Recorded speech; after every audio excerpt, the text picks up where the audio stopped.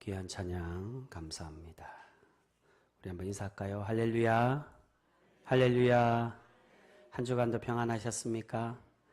우리 옆에 있는 분들과 그렇게 한번 인사하겠습니다. 하나님 뜻대로 삽시다. 우리 그렇게 인사해요.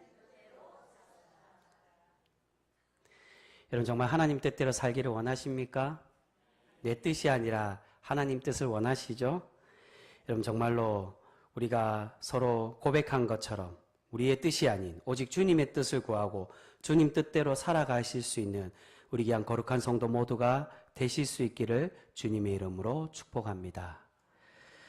여러분 1997년에 발간된 기독교 서적 중에 하나님의 보좌를 움직이는 기도라는 책이 있습니다. 화면 한번 띄워주시겠습니까? 예, 저 책입니다. 지금으로부터 한 28년 전에 20년이 넘는 그 시간 이전에 발간된 책입니다. 당시에는 이 책이 나왔을 때 너무나도 인기가 많아서 베스트셀러가 될 정도로 인기가 많았고 또한 그 인기에 힘입어 2권이 나올 정도로 많은 신앙인들에게 읽혀진 책입니다. 오래된 책이지만 아마 이 책을 읽어보신 분들도 있고요. 읽어보지 않았더라도 이 책의 제목 정도는 들어보신 분들이 굉장히 많으실 겁니다. 그런데 여러분 과연 이 책의 제목의 표현처럼 이 표현이 옳은 표현일까요? 보좌를 움직인다는 의미가 무슨 의미입니까? 무슨 뜻입니까? 하나님의 뜻을 움직이고 바꿀 수 있다는 겁니다. 하나님께서 원하시는 뜻이 있는데 우리가 간절히 기도하며 하나님께서 우리를 위해서 뜻을 움직여 주실 수 있다는 것입니다. 이 책이 나온 지는 벌써 20년이 훨씬 넘은 30년 가까이가 되었지만 아직도 많은 신앙인들 중에 이 책의 제목처럼 정말로 우리가 보좌를 움직일 수 있다라고 생각하고 하나님의 보좌를 움직여 달라고 기도하는 신앙인들이 많이 있는 것을 보게 됩니다. 근데 여러분 과연 이러한 기도가 옳은 기도라고 할 수 있을까요? 결론적으로 말씀드리면 그렇지 않다는 겁니다. 우리는 하나님을 믿는 믿음의 백성으로서 우리의 뜻을 구하는 것이 아니라 오직 누구의 뜻을 구해야 됩니까? 하나님의 뜻을 구하고 하나님 뜻대로 살아가는 신앙인이 되어져야만 한다는 것입니다. 혹여 우리가 기도하여서 우리가 원하는 대로 하나님께 달라고 기도해서 그대로 이루어졌다고 하더라도 그것을 하나님의 뜻이라고 착각해서는 안 된다는 것입니다. 기도가 이루어졌는데 왜 그것이 하나님의 뜻이 아닙니까?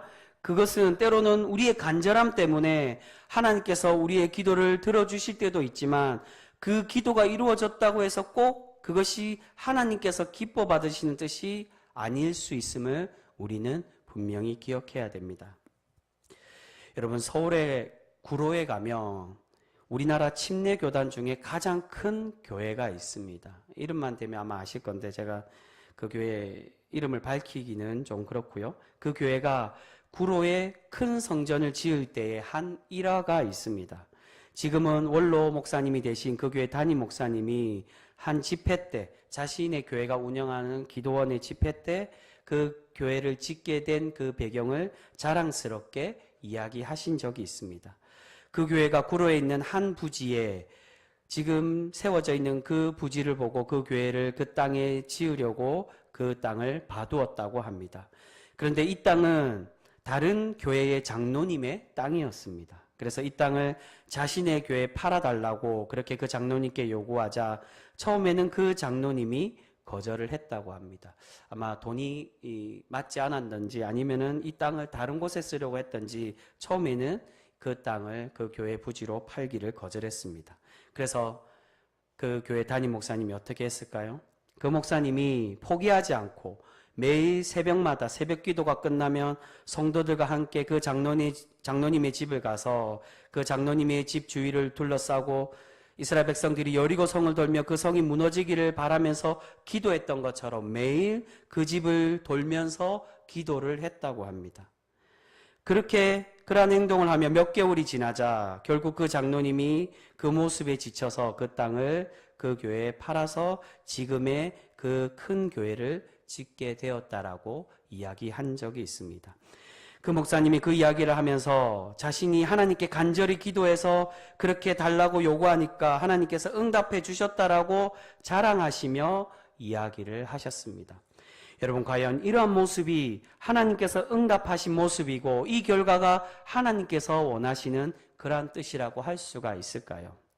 그 교회가 그렇게 해서 우리나라 침례교회 가장 큰 교회 중에 하나가 되었습니다. 근데 여러분, 그렇게 해서 교회가 성장하고 수적으로 늘어난다고 해서 과연 우리 하나님께서 기뻐하는 교회라고 할 수가 있을까요? 그렇게 하지 못해서 여전히 작은 교회들은 하나님께서 역사하지 않는 교회이고, 그런 인간적인 방법, 상식 없는 신앙의 행동으로 얻은 부흥이 하나님께서 주신 역사라고 말할 수가 있겠습니까?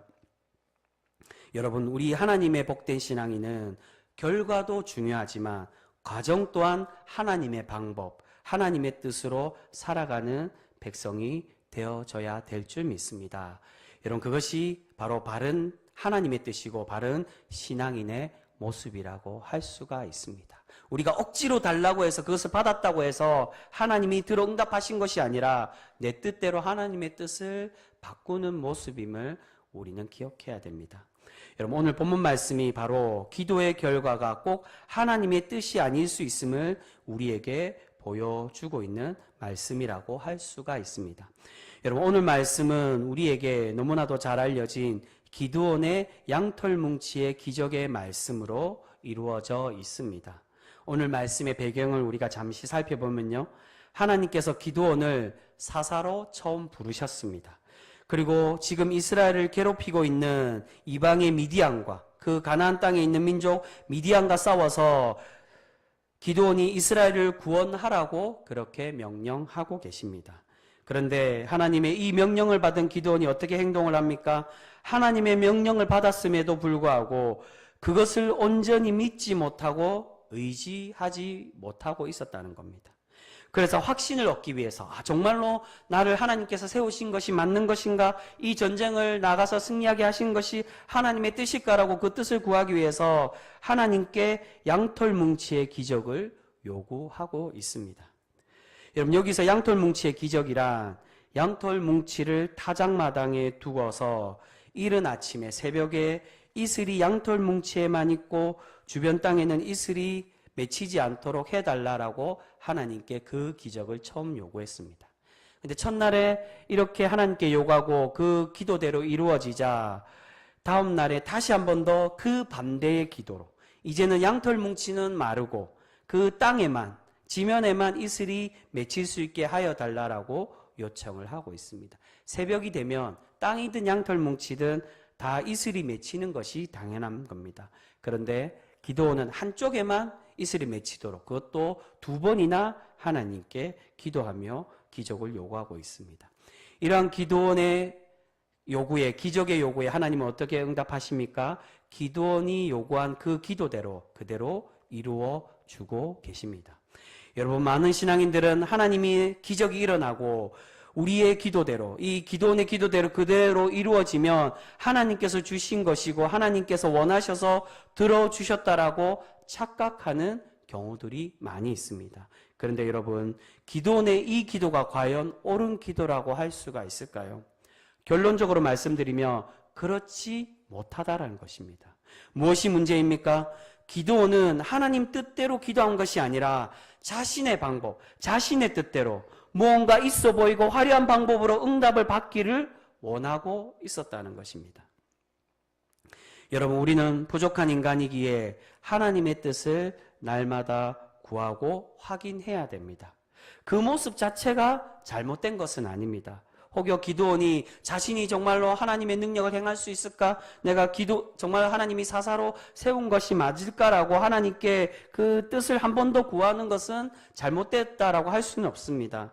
기드온이 자신을 사사로 세워서 전쟁을 하려고 하는가를 충분히 질문할 수도 있었다는 겁니다. 하지만 중요한 것은 이 기드온의 양털뭉치의 기도처럼 하나님께서 원하는 방법이 아니라 기드온이 생각하고 기드온 자신이 만족하는 방법이 되어서는 안 된다는 것입니다.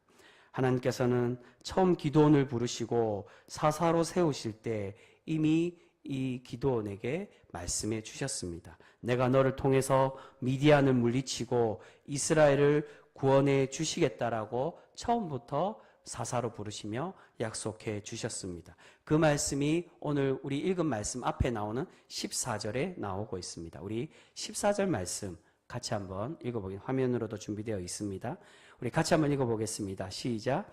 여호와께서 그를 향하여 이르시되 너는 가서 이 너의 힘으로 이스라엘을 미디안의 손에서 구원하라. 내가 너를 보낸 것이 아니냐 하시니라. 아멘. 이어서 15절에 이런 하나님의 약속에도 기드온이 두려워하자 16절에 다시 한 번 더 하나님은 기드온을 위로하시며 반드시 내가 너와 함께 해주고 너를 승리하게 하겠다라고 약속해 주고 계십니다. 우리 이어서 나오는 15절과 16절의 말씀도 같이 읽겠습니다. 15절에서 16절 같이 읽습니다. 시작.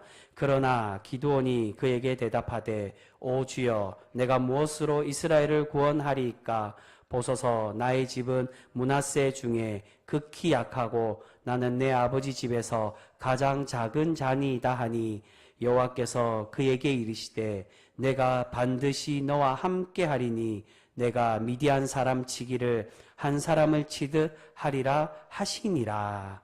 아멘. 이미 하나님께서는 직접 기드온에 찾아가셔서 직접 말씀하시며 응답으로 들려주셨습니다. 너와 함께하여 기드온을 통해서 이스라엘을 구원해 주시겠다라고 그렇게 말씀해 주셨습니다. 그리고 이 양털뭉치의 기적 직전까지 34절에 보시면 여호와의 영이 기드온에게 임하였다라고 그렇게 기록되어져 있습니다. 여호와의 영이 기드온에게 임하였다는 것은 성령의 충만한 은혜를 기드온이 받았다는 것입니다. 하나님이 이미 기드온과 함께 해주시겠다고 약속해 주시고 성령의 은혜가 이 기드온에게 충만히 내려지고 있음을 우리는 발견할 수 있습니다. 그럼에도 기드온은 어떻게 했다는 겁니까? 하나님의 이 말씀을 온전히 믿지 못하고 하나님께 특별한 증거를 요구를 하고 있는 것입니다. 여러분, 왜 기드온은 이런 자신의 특별한 방법을 요구를 하고 있는 것일까요? 그 이유가 무엇이었을까요? 그것은 기드온의 교만에서 비롯되었다라고 할 수가 있습니다. 기드온은 사람들에게 자신이 하나님의 사사라는 것을 보여주고 또한 특별한 존재, 나는 특별한 존재라고 하나님의 택함 받은 사람임을 나타내 보이기 위해서 자신을 자랑하고 싶어 했던 것입니다. 그래서 오늘 이 양털뭉치의 기적의 말씀이 나오는 바로 다음 장 7장에 보시면 미디안의 전투에서 하나님께서 그 전투하기 전에 어떻게 명령하십니까? 그 군사들을 모두 줄여서 300명만 추리고 그렇게 전쟁에 나가라고 요구를 하고 계십니다.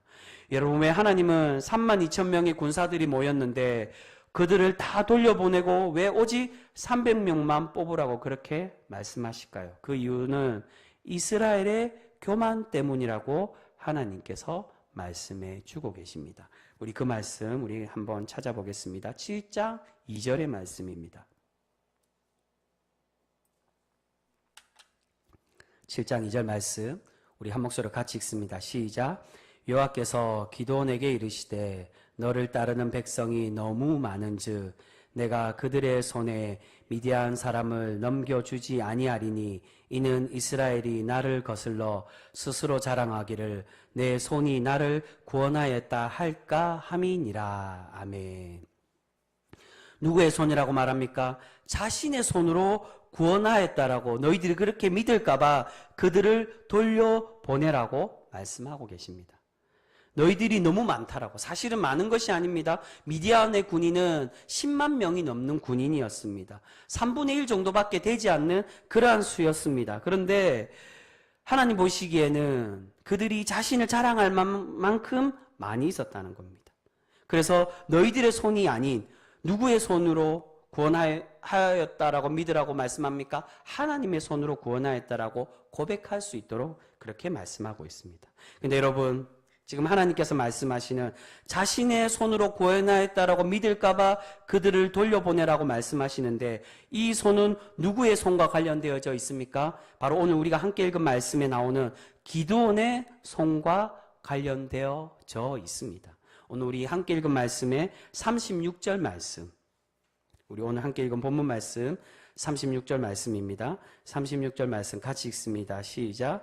기드온이 하나님께 여쭈되 주께서 이미 말씀하신 것 같이 내 손으로 이스라엘을 구원하시려거든. 아멘. 분명히 하나님께서 기드온을 불러주시고 기드온을 통해서 이스라엘을 구원하시겠다라고 분명히 약속해 주셨습니다. 하지만 이 구원의 능력은 누구에게로 나오는 것입니까? 기드온에게서부터 나오는 것입니까? 그렇지 않고 하나님께로부터 나오는 능력이라는 겁니다. 그렇기에 누구의 손으로 구원하는 겁니까? 기드온의 손이 아니라 하나님의 손으로 이 이스라엘 백성들을 구원해 주시고자 하는 겁니다. 그런데 기드온은 지금 무엇을 고백합니까? 하나님께 무엇을 달라고 요구하고 있습니까? 하나님의 손이 아닌 이 기드온의 손으로, 자신의 손으로 이스라엘을 구원할 수 있도록 능력을 보여달라고 그렇게 기도를 하고 있다는 것입니다. 그래서 그러한 확실한 증거와 사람들에게 자랑할 만한 능력을 보이기 위해서 이 양털 뭉치의 기적을 요구를 하고 있습니다. 내가 기도하여 하나님께 이러한 특별한 능력, 특별한 기적을 하나님이 보여주시고 내려주셨다라고 그것을 기드온은 자랑하고 싶었던 것입니다. 여러분, 지금 기드온은 하나님을 온전히 신뢰하지 못하고 있습니다. 하나님과 멀어져 있었다는 겁니다. 처음부터 하나님께 부름을 받고 택함을 받은 사사로 세워졌지만 하나님과 긴밀한 관계로 있었던 것이 아닙니다. 이것은 나중에 300명으로 미디안을 물리치는 그 이후에 그 기드온의 모습에서도 충분히 발견할 수가 있습니다. 그래서 기드온이 하나님과 멀어져 있었다는 그것을 오늘 말씀에 보면 하나님을 기드온이 어떻게 부르고 있습니까? 하나님께서는 기드온에게 나타나실 때 자신을 표현할 때 고유명사인 여호와로 그렇게 표현해 주고 있습니다. 하나님은 여호와로 나타나셔서 기드온을 찾아가 주시고 기드온에게 말씀하시는데 기드온은 오늘 말씀을 보면 하나님을 어떻게 부르고 있습니까? 고유명사 하나님의 거룩한 이름 여호와로 찾고 부르는 것이 아니라 일반 명사인 엘로힘 하나님이라고 그렇게 부르는 것을 볼 수 있습니다. 기드온은 하나님을 온전히 신뢰하지 못하고 자신이 마음에 만족할 수 있는 방법으로 하나님께 기적을 요구하고 있는 것입니다. 그래서 오늘 말씀을 보면 이 양털 뭉치를 요구할 때 어떻게 표현합니까? 이 양털 뭉치로 시험한다라고 표현을 하고 있습니다. 하나님 이 기도에 응답을 달라라고 기도하는 것이 아니라 성경은 기드온이 양털 뭉치로 하나님을 시험한다라고 표현합니다. 여러분, 많은 경우 많은 신앙인들이 하나님께 특별해지기를 원할 때가 많이 있습니다. 내가 특별한 선택을 받고 특별한 은혜, 특별한 복을 받기를 원할 때가 있다는 것입니다.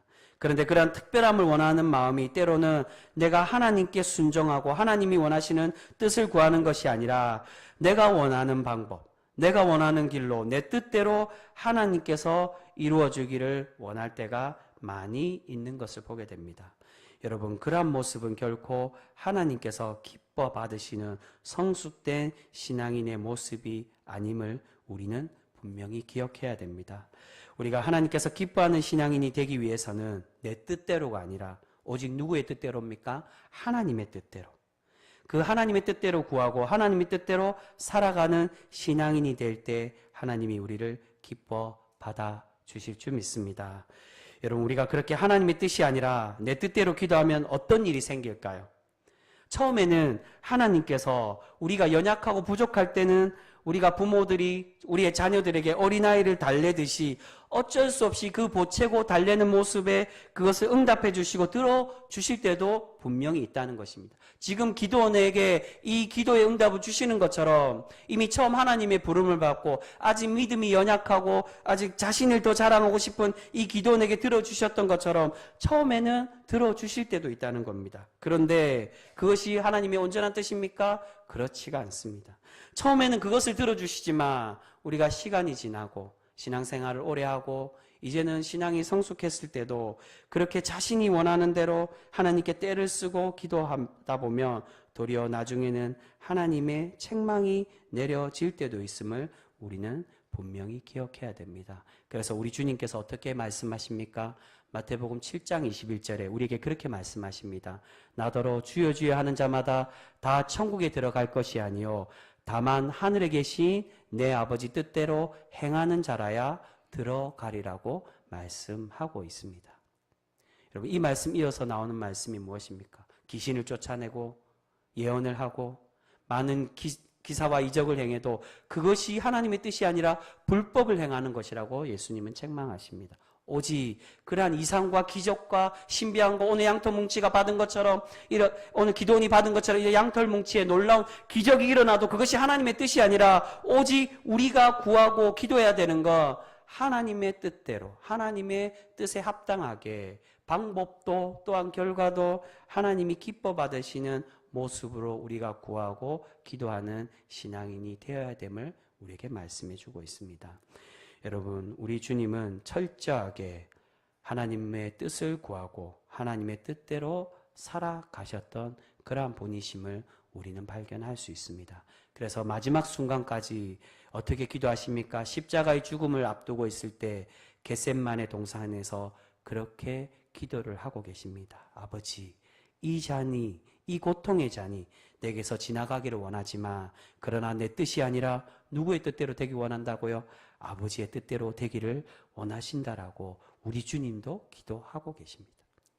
성자 하나님께서, 하나님이 보내주신 독생자 예수 그리스도께서, 여러분 여기서 말하는 독생자는 아들을 말하는 것이 아닙니다. 하나님이 유출하거나 낳았다는 게 아니라 홀로 계신 분, 하나님의 한 분이신 성자, 구원자 예수 그리스도를 의미합니다. 이게 신학적인 표현입니다. 우리와 아버지와의 관계처럼 하나님이 아들을 낳았다. 그래서 신적으로는, 신성으로는 성부에게로부터 기원하였다라고 말하지만 그 기원이 성부 하나님께서 아들 성자 예수님을 낳았거나 만들었다, 그것을 말하는 것이 아니라 태초 기원부터 삼위일체 하나님이 함께 계셨는데 그 하나님께서 홀로 계신 하나님의 성자 하나님으로 그렇게 인정하시고 함께 연합하시는 분, 바로 그분을 성자 하나님이라고 말합니다.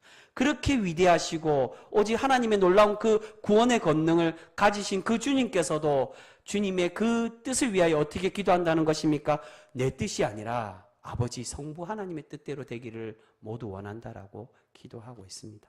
사랑하는 성도 여러분, 내 뜻이 이루어지기를 바라는 것이 아니라 오직 주님께서 가르쳐 주신 이 기도대로 아버지 뜻대로 이루어지기를 바라고 기도하는 우리 귀한 신실한 성도 모두가 되실 수 있기를 소망합니다.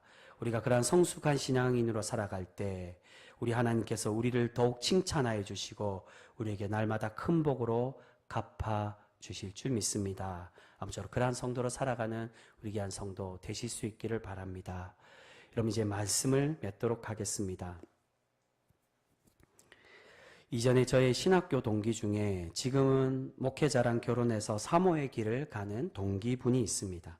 그분이 신학교 초년 때 처음 교육 전도사로 사역을 했을 때 그 교회에서 그러한 일을 겪은 적이 있다고 합니다. 부산의 한 개척교회에서 전도사로 사역할 때 그 교회의 어떤 초신자 시어머니와 며느리가 함께 등록을 했다고 합니다.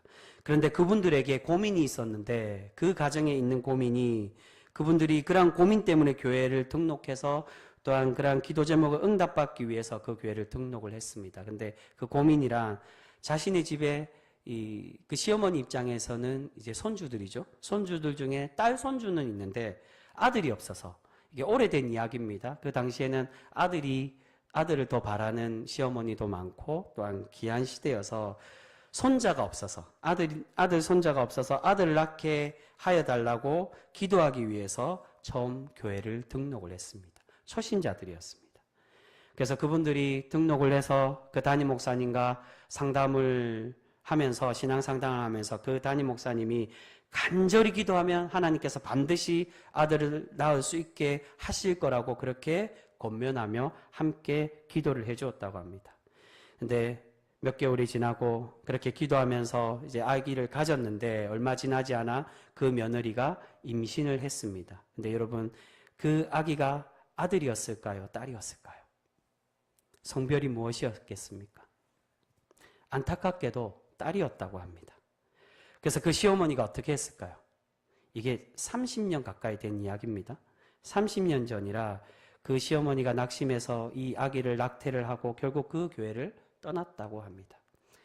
여러분, 이 이야기가 30년 전쯤의 이야기여서 그 당시에는 초음파로 성별도 알 수도 있고 또한 아이를 지을 수 있는 것이 가능한 시대였습니다.